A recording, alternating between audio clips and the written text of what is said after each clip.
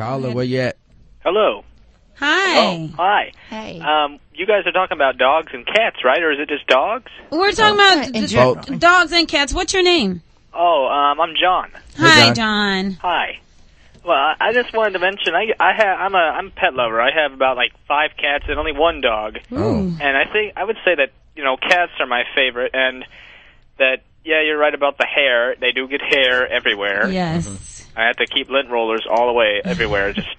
But they are very lovable companions, and I'd say that one of the good things about them is that cats don't judge you. Animals don't usually judge you.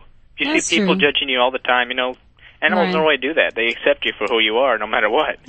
I mean, this is true, and I think it's great for a only child that doesn't really have a sibling, or there are some older people who kids are grown and gone, and the pet is a great companion for them. Not saying that you have to be either a child or old person to enjoy a pet, but you definitely have to have time too, because some people, they work all day and you have to rush home.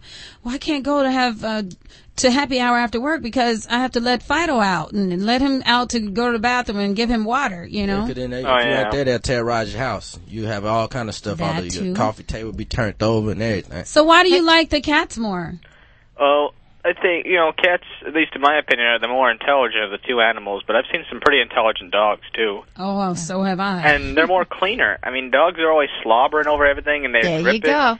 That's cats, true. They even clean themselves. Cats do. Yeah, that's true. And then they'll go in the little kitty litter thing. And make sure they cover it when they finish. The dogs don't cover nothing afterwards. Time out, Coach. Time out. That kitty litter, that litter box. What's wrong with that? Be smelling like some people passed away. That thing is nasty. No, you didn't. That thing is nasty. You're going to have some animal lovers coming after you. I'm going to lose some followers today, but no, I can't do it. I have a quick question for John. Hey, John, how is the dog, to have 5 cats? Is he getting along with the cats? Well, the How thing he's getting along is that the way our house runs is we don't let the dog inside. She's pretty much outside all the time. Oh. Yeah, the cats are inside. Cats get the house, dog gets the whole yard. Oh, okay. Yeah. Is it a he or she a dog? The dog is a she. It's a she. Is she? Yeah. What kind of she dog likes is she? that? Well, she really doesn't really have a choice, but she does seem to like it. Yeah, she's like a Dalmatian mix. I think she's mixed with either a pit bull or a bulldog. She's built low to the ground for a Dalmatian. Oh, okay. And she's intelligent, real intelligent. She can get out of her collar. We can't tie her up. She'll just slip right out of it. What's her SAT scores then? Intelligent. Really intelligent. I mean, I talk about cats being intelligent, and then we got this dog pulling escape tricks, and it's just like, wow. Yeah. Some people really they have show dogs, and they really.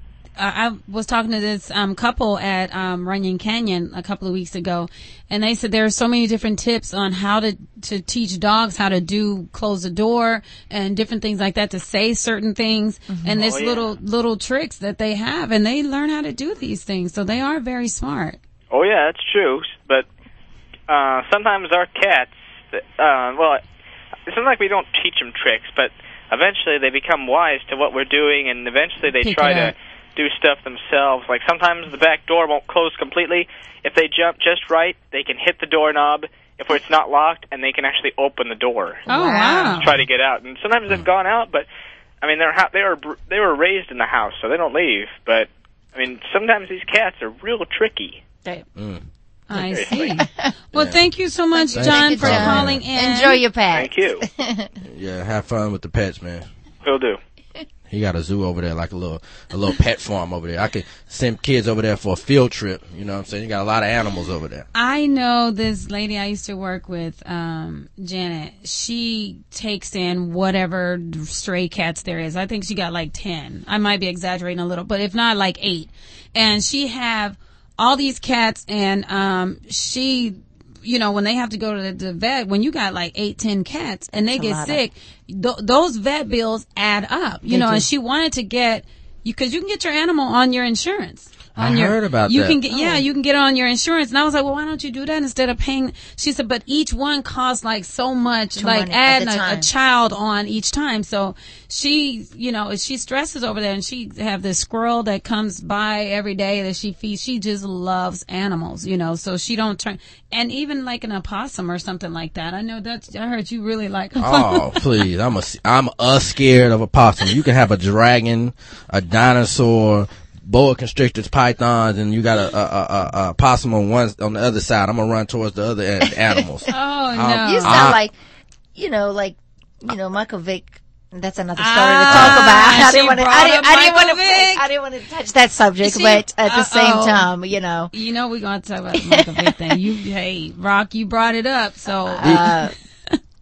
I've been hearing a lot of people saying real quick that these pets are like your humans, right? Like they're like humans. That's correct. So you love them like humans. But the dogs and these dog lives, I hear that they're not really more than 15 years. The back end of the years, they're kind of sick. They don't walk no more. Their legs be all messed up.